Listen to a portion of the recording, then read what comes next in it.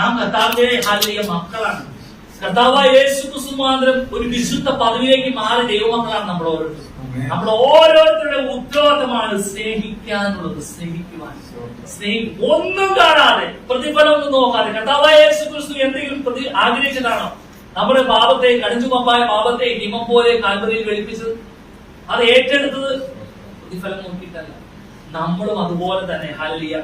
ഇന്നലെ ഞാൻ വണ്ടി ഓടിച്ച് ഷിനുവിന്റെ വീട്ടിലോട്ട് പോവാ. ഷിനുവിന്റെ ഉള്ളിലേക്ക് പോണ വഴി ഇങ്ങനെ ഒരുപാട് വണ്ടികളുണ്ട്. അപ്പൊ 2 കാറിന്റെ ഇടയിലൂടെ ഞാൻ കൈകൊണ്ട് പോയിക്കൊണ്ടിരിക്കും. ഷിനുവിന്റെ വീട് എത്താറായപ്പോ ബേനാനേട്ടൻ വിളിച്ചു. അപ്പോ ബേനാനേട്ടൻ വിളിച്ചപ്പോ ഫാസ്റ്റ് ഫുഡ് എത്തി. ഞാൻ വീടെത്താറായി. ഇവിടെ വീടെത്താറായിട്ട് ഞങ്ങള് പറവൂർക്കാരില് നല്ല ബ്ലോക്ക് ആണെന്ന് പറഞ്ഞു. ആ ബ്ലോക്ക് കണ്ടുകൊണ്ടാണ് ഞാൻ വന്നത്. ഞാൻ വീട്ടിൽ വന്നു. ഷിനു വന്നു. ഷിനു ഒരു കൂട്ടായ്മ യോഗം പോലും ബേനാനേട്ടൻ മുടക്കാൻ ആഗ്രഹിക്കുന്നത്. ഒരു പ്രാർത്ഥന പോലും. അതെല്ലാവരും പറ്റും. ഈ അമ്മച്ചിക്കും അപ്പച്ചനും ഇച്ചിരി ശാരീരികമായിട്ട് പ്രായമായില്ലേ, ആ പ്രായമായതിന്റെ ബുദ്ധിമുട്ടാണെങ്കിൽ അമ്മച്ചിയും അപ്പച്ചനും മുടക്കൂല, പ്രാർത്ഥനയ്ക്കൊരു. ഞാൻ അവിടെ നിന്ന് ഞാൻ മനസ്സിലുണ്ട് അവകാശം എന്ന പ്രതിഫലം കർത്താവ് തന്നെ. ഒന്നും പ്രതീക്ഷിച്ചിട്ടല്ല. നമ്മൾ ആ വാഹനം ഓടിക്കുമ്പോ വണ്ടിയിൽ പെട്രോൾ ചെയ്യുന്ന നിങ്ങൾ ഓടിക്കുന്നവർക്ക് അറിയാലേ. ഈ ബ്ലോക്കിൽ വരുമ്പോ എസി വർക്ക് ചെയ്തോണ്ടിരിക്കാണല്ലോ. അവർ ബ്ലോക്കിൽ ഇരിക്കുമ്പോ പക്ഷേ അവിടെ അതിനെ നഷ്ടത്തെ ഭാരപ്പെടാതെ അതിനെല്ലാം ലാഭമെന്ന എണ്ണം കഴിയുന്നത് കർത്താവിനെ സ്നേഹിക്കുന്നതുകൊണ്ടാണ്. എനിക്ക് ഷിനുവിനോട് ആ ഒരു സാക്ഷ്യം പറയാൻ സാധിച്ചത് അങ്ങനെ ഒരു പ്രവൃത്തി ആ അദ്ദേഹത്തിന്റെ ജീവിതത്തിൽ ഉള്ളത് കൊണ്ടാണ്. സ്തോത്രം. ആ ഒരു പ്രവൃത്തി ഉള്ളപ്പോൾ മറ്റുള്ളവരുടെ മുന്നിൽ അത് മറ്റുള്ളവർക്ക് പ്രയോജനമായി തീരണം. ഈ ഒരു അനുഭവം മറ്റുള്ളവരും നേടിയെടുക്കണം. അത് ഷിനുവിനും അതിന് ഏറെ അനുഗ്രഹപ്പെട്ടതാ. ആ ഒരു അനുഭവത്തിലേക്ക് കടന്നു വന്ന സ്തോത്രം അല്ലെ. അവകാശം എന്ന പ്രതിഫലം കർത്താവ് തരും. ഭവനങ്ങളിൽ ലഭിക്കുന്ന കൂട്ടായ്മ യോഗങ്ങളിൽ ഹല്ലേലൂയ. നമ്മുടെ ഭവനമല്ല, നമ്മുടെ കൂട്ടത്തിൽ ആരാധിക്കുന്ന കൂട്ടു സഹോദരന്റെ ഭവനത്തിൽ കടന്നു ചെല്ലുക എന്നുള്ളത് നിങ്ങൾക്ക് ഇവരെല്ലാം സന്തോഷമല്ലേ? വരാതിരുന്നാൽ എന്തായിരിക്കും അവസ്ഥ? പായെല്ലാം വിരിച്ച് കസേരയെല്ലാം സെറ്റ് ചെയ്ത് വെച്ചിരിക്കുന്നു, വരാതിരുന്നാലുള്ള അവസ്ഥ. സ്തോത്രം. പക്ഷേ അവിടെ കടന്നു വന്നപ്പോൾ സന്തോഷം. പാട്ടൊക്കെ പാടി ആരാധിച്ച് സ്തോത്രം പറഞ്ഞ് വചനം പറഞ്ഞ് നമ്മുടെ വിഷയങ്ങൾക്ക് വേണ്ടി പ്രാർത്ഥിച്ച് അവിടെ നിന്ന് കടന്നു വന്നു. ദൈവത്തെ സ്നേഹിക്കുന്ന ദൈവമക്കൾ ഹല്ലേലൂയ. ദൈവത്തെ പ്രതിഫലങ്ങളെ നോക്കിയിട്ടല്ല, അവകാശം എന്ന പ്രതിഫലം കർത്താവ് തരും. ഈ ലോകത്ത് നമുക്ക് പലതും ലാഭമായി തോന്നുന്നത് നഷ്ടമെന്ന് എണ്ണിയാലും അതിനെ ഹല്ലേലൂയ ലാഭമായി. ഇവിടെ നമ്മള് ഹല്ലേലൂയ. ഞാൻ അതിനുശേഷം ഞാൻ വിളിച്ചപ്പോ പെട്രോൾ അടിക്കാൻ കയറിയിട്ടാണെന്ന് പറഞ്ഞു. പെട്രോൾ അടിക്കാൻ പമ്പിലാണെന്ന് പറഞ്ഞു. ഹല്ലേലൂയ. ഇവിടെ അതിനുവേണ്ടി ചെലവഴിക്കുമ്പോൾ ഹല്ലേലൂയ ഉയരത്തിലെ നിക്ഷേപം ഉയരുകയാണ്, വളരുകയാണെന്ന് ചിന്തിക്കണം. ഉയരത്തിലെ നിക്ഷേപം വളരുകയാണ്.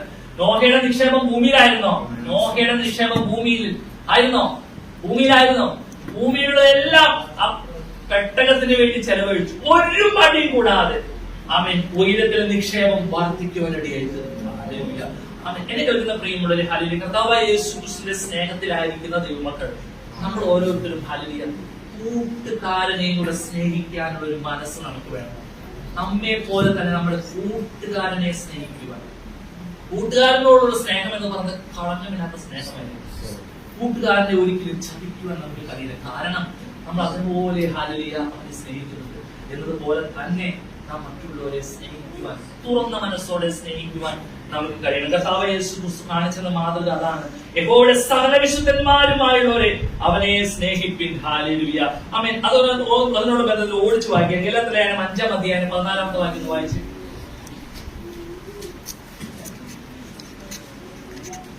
കൂട്ടുകാരനെ നിന്നെ പോലെ തന്നെ സ്നേഹിക്കണം എന്നുള്ള ഏകവാക്യത്തിൽ ന്യായപ്രമാണം മുഴുവനും അടങ്ങിയിരിക്കുന്നു.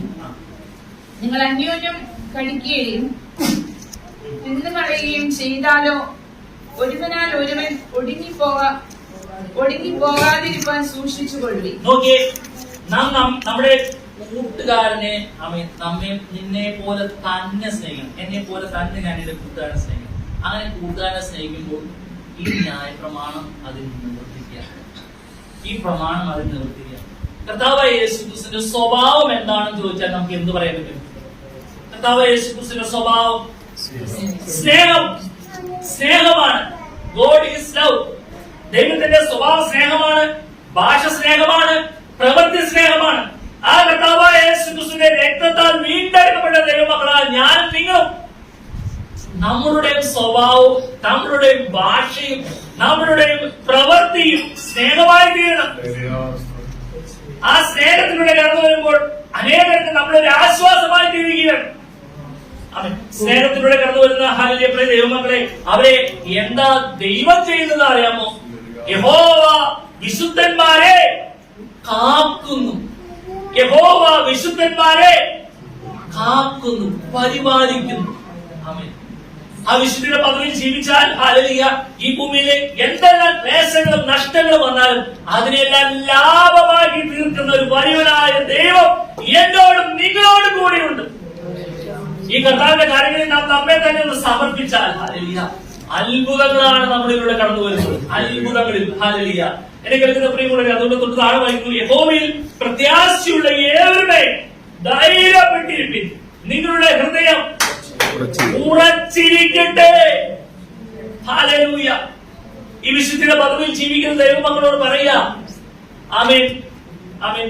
ഈ ലോകത്ത് അനേകം പ്രതികൂലങ്ങളായ കാറ്റും കോളും എന്ന് പറഞ്ഞ ലോകത്തിന്റേതായ പ്രശ്നങ്ങൾ, ഭവനത്തിന്റേതായ പ്രശ്നങ്ങൾ, കുടുംബത്തിന്റേതായ പ്രയാസങ്ങൾ, ഹല്ലേലൂയ. വിശ്വാസവളത്തിൽ നിൽക്കണമെന്നുണ്ടെങ്കിൽ വില കൊടുക്കണം കേട്ടോ. വില കൊടുക്കണം. വില കൊടുത്ത് നിൽക്കണം. ഒരു സഭയിൽ ശുശ്രൂഷിക്കണമെങ്കിൽ വില കൊടുക്കണം. ഏതൊരു ജോലി സ്ഥലത്ത് നിൽക്കുമ്പോഴും ചിലപ്പോൾ വില കൊടുക്കണം. വിശ്വാസത്തിന് വേണ്ടി വില കൊടുക്കണം. ഇപ്രകാരം വില കൊടുക്കുമ്പോൾ ദൈവത്തിന്റെ വചനം പറയുക, യഹോവയിൽ പ്രത്യാശയുള്ള ഏവരുമേ, യഹോവയിൽ പ്രത്യാശയുള്ള ഏവരുമേ ധൈര്യപ്പെട്ടിരിപ്പിൻ. നമ്മളോട് ഇപ്പൊ എന്തെങ്കിലും ഒരു വിഷയം നമ്മുടെ ജീവിതത്തിൽ കടന്നു വന്നു, നമുക്ക് ആകെ പ്രയാസമായിട്ടിരിക്കുക, ആരോടൊന്നും പറയാൻ പറ്റുന്നു. അടുത്ത ഒരാൾ വന്നിട്ട് പറയാ, ധൈര്യപ്പെട്ടിരിക്കും, ധൈര്യമായിട്ടിരിക്കും, കർത്താവ് കൂടെ ഉണ്ടെന്ന് പറയുമ്പോ ഒരു എനർജി ഫീൽ ചെയ്യണമെന്ന് തോന്നിയിട്ടുണ്ടോ? ഭാരപ്പെട്ടിരിക്കുമ്പോൾ ഹല്ലേലൂയ, ഒരു രോഗത്തിന്റെ എന്തെങ്കിലും ഒരു അവസ്ഥയിൽ ഹല്ലേലൂയ, ക്ഷീണിതനായിരിക്കുമ്പോൾ ധൈര്യപ്പെട്ടിരിക്കും, കർത്താവ് കൂടെയുണ്ട്. ആ വാക്കിനൊരു ഭാവമുണ്ട്. അതല്ലാതെ അവിടെ കടന്നു വന്ന ഒരു വിശുദ്ധന്മാരാണ് പറഞ്ഞത്, അവിടെ കടന്നു വന്ന് ഷോ എന്ന് പറഞ്ഞ് അവരെ കൂടെ വല്ലാത്തൊരവസ്ഥയിലാക്കി കസേരയിൽ ഇരിക്കുന്നതിനെ കട്ടുമ്പ കിടത്തുന്ന അവസ്ഥയിലാക്കരുത്. സ്തോത്രം. ധൈര്യപ്പെട്ടിരിക്കുന്നു പറഞ്ഞു. അവരങ്ങനെ ധൈര്യപ്പെടണം. ചില വാക്കുകൾക്കൊക്കെ ആ പവർ ഉണ്ട്, അല്ലെ? ഇല്ല, നിങ്ങൾ ഡോക്ടർമാര് ആശുപത്രിയിലൊക്കെ ചെല്ലുമ്പോ നിങ്ങൾ ഡോക്ടർമാരെന്ന് പറഞ്ഞ കുഴപ്പമില്ല, അത് മാറും. പക്ഷെ ഭയങ്കര സീരിയസ് ആയിരിക്കും. ഒന്ന് പറയും, നേരം തുറന്നു പറയുക, ഭയങ്കര സീരിയസ് ആയ കാര്യങ്ങളൊക്കെ ആയിരിക്കും. അപ്പൊ മാറും. കർത്താവ് നിങ്ങൾ ദൈവത്തോട് പ്രാർത്ഥിക്കുന്നൊക്കെ പറഞ്ഞിട്ടുണ്ട്. ആമേൻ. ചില വാക്കുകൾ ഹല്ലേലൂയ ധൈര്യപ്പെടുന്നതായിരിക്കും. ആമേൻ. പ്രത്യേകിച്ച് നമ്മളോട് ഒരു അടുപ്പം കാണിക്കാതെ നിൽക്കുന്ന ആളുകൾക്ക് എന്തെങ്കിലും ബുദ്ധിമുട്ട് കടന്നു വരുമ്പോൾ അവിടെ കടന്നു അവരുടെ ഹൃദയത്തിന് സന്തോഷം, ആനന്ദം നൽകണം. അവർ കുറ്റബോധം കൊണ്ട് ഹല്ലേലൂയ അവര് പിന്നെ നമ്മൾ ഒരിക്കലും അവരെ ആ രീതിയിൽ നമ്മൾ കാണില്ല. നമ്മളെപ്പോഴും കൂടപ്പറപ്പിനെ പോലെ, കൂടപ്പറപ്പ് ഒരു അപ്പനമ്മയ്ക്ക് ഉണ്ടായ മക്കളെ പോലെ നമ്മളെ കാണും, അതുപോലെ സ്നേഹിക്കും. ആമേൻ. അപ്പൊ ധൈര്യപ്പെട്ടിരിക്കുക എന്ന് പറഞ്ഞത് ഒന്ന് രണ്ട് പേർക്ക് ഒതുങ്ങിയത് മാത്രമല്ല, ഇവിടെ കടന്നു വന്ന ദൈവത്തെ ആരാധിക്കുന്ന എല്ലാ ദൈവമക്കളോടും പറയുകയാണ്, ആരോട് പറയുമ്പോഴും ആരെ ആശ്വസിക്കുമ്പോഴും ധൈര്യപ്പെട്ടിരിക്കാൻ കർത്താവ് കൂടെയുണ്ട്. അതിന്റെ വചനം പറയുന്നത്, യഹോവയിൽ പ്രത്യാശയുള്ള ഏവരുമേ ധൈര്യപ്പെട്ടിരിപ്പിൻ, നിങ്ങളുടെ ഹൃദയം ഉറച്ചിരിക്കട്ടെ. ഹൃദയം ഉറച്ചാലുണ്ടല്ലോ ഹല്ലേലൂയ, ആമേൻ, ഏത് ലോകത്തെയും പ്രതികരിക്കാൻ സാധിക്കും, തടഞ്ഞു നിർത്താൻ സാധിക്കും. ആമേൻ. പെട്ടെന്ന് എന്തെങ്കിലും ഒരു ബുദ്ധിമുട്ടൊക്കെ വന്ന് നമ്മള് ആ രോഗത്തെ വല്ലാതെ ഉയർത്തിയാൽ ആ രോഗം വലിയ ആളാവും, ഭയങ്കര കിങ്ങാവും, നമ്മൾ ഒന്നുമല്ലാതെ ആയിത്തീരും. നമ്മുടെ ഓരോ ആ ശ്വാസത്തിലും അതിൻ്റെതായ ഒരു പവർ ഉണ്ടെന്ന് തിരിച്ചറിഞ്ഞ് ഹൃദയം ഉറച്ചിരിക്കണം. എന്തു വന്നാലും ഞാനിന്ന് പ്രാർത്ഥനയ്ക്ക് പോകും എന്നൊരു ഉറപ്പ്. അതല്ലാതെ പുറമേ കാണുന്ന ആമേൻ കാറ്റും മഴയും കോളും കണ്ട് ഇനിയിപ്പോ ആ സംസാരിച്ച് ആ ബെഡിൽ കിട്ടുന്ന ഇതുപോലുള്ള ബ്ലാങ്കറ്റ് ഒക്കെ ഉണ്ടെങ്കിൽ അതിലൊരു സുഖമുണ്ടല്ലോ, അതൊരു സുഖമുണ്ടല്ലോ. നമ്മെ എവിടേക്ക് എത്തിക്കണമെന്ന് അറിയാമോ? നന്ദിയില്ലാത്തൊരു വ്യക്തിയിലേക്ക് എത്തിക്കുക. നന്ദിയില്ലാത്തൊരു വ്യക്തി. ഇന്ന് മഴ ഇത്ര ശക്തിയിൽ, ഇന്ന് രാവിലെ പെയ്ത മഴ ഇല്ലാതെ വെയിൽ വരുമ്പോഴോ ഇതൊന്നും ഓർമ്മോ? ആമേൻ. നാം ദൈവത്തിന്റെ സന്നിധിയിൽ ഉറച്ചിരിക്കണം. എനിക്ക് പോകാൻ കഴിയുമെങ്കിൽ ഞാൻ നിർബന്ധമായും പോയിരിക്കണം. പ്രാർത്ഥന യോഗങ്ങളിൽ, കൂട്ടായ്മ യോഗങ്ങളിൽ, ആരാധനയ്ക്ക്, ഉപവാസ പ്രാർത്ഥനയ്ക്ക് കുറച്ച് പേരവിടെ പോയി. ഇപ്പൊ ഈ ഉപവാസ പ്രാർത്ഥനയ്ക്ക് ഒരു ട്രെൻഡ് എന്ന് പറയുന്നത് 4, 3, 7 പേരാ. ബാക്കിയുള്ളവരൊക്കെ വീട്ടിലിരിക്കും. ഇവരുടെ ഹൃദയം ഉറച്ചാണോ ഇരിക്കണേ അതോ ഇളകിയാണോ ഇരിക്കണേ? സ്തോത്രം. നാം ദൈവത്തെ സ്നേഹിക്കുന്നു എന്നുള്ളതിന് തെളിവെന്താ? നാം ദൈവത്തിന്റെ സന്നിധിയിൽ കടന്നു വരുന്നു അല്ലേ? നന്ദി പറയണം, സ്തോത്രം പറയണം. അത് ദാവീദ് പറഞ്ഞേ, നാം ഒന്നിച്ച് അവന്റെ നാമത്തെ ഉയർത്തുക. നാം ഒന്നിച്ച് അവന്റെ നാമത്തെ ഉയർത്തുക. ഇവിടെ കടന്നു വരുമ്പോൾ നമ്മൾ എന്തിനാ കടന്നു വരുന്നത്? ഒന്നിച്ച് കർത്താവിന്റെ നാമത്തെ ഉയർത്തുവാൻ. ഹല്ലേലൂയ. ആമേൻ. അപ്രകാരമായി നാം ദൈവത്തിന്റെ സന്നിധിയിൽ കടന്നു വന്നിരിക്കുന്ന ദൈവമക്കൾ, ഹല്ലേലൂയ, മനസ്സിലാക്കണം. ഹല്ലേലൂയ, നാം ഉറച്ച ദൈവമക്കളാണ്, ഉറച്ചിരിക്കുന്ന ദൈവമക്കളാണ്. കർത്താവിന്റെ പാതയിൽ ഹല്ലേലൂയ നാം ആയിരിക്കുന്നു. ആമേൻ. അന്ന് പ്രാർത്ഥനയ്ക്ക് വേണ്ടി ഞായറാഴ്ച രാവിലെ ഒരുങ്ങി കടന്നു വരുന്നു. ഹല്ലേലൂയ. ഞാൻ ഇപ്പോഴും പറയുന്നത്, നമ്മൾ ഞായറാഴ്ച രാവിലെ പ്രാർത്ഥന 10 മണിക്ക് ആരംഭിക്കുമെന്ന് പറഞ്ഞാൽ 10 മണിക്ക് എത്താൻ നമുക്ക് കഴിയണം. അതാ ഏറ്റവും വലിയ പ്രത്യേകത. 10 മണിക്ക് എത്താൻ കഴിയണം. കുഞ്ഞുങ്ങളാണെങ്കിലും ഞാനിതൊക്കെ പറയുമ്പോ എന്നോട് ആർക്കും പ്രയാസം, വിഷമം തോന്നുന്നു.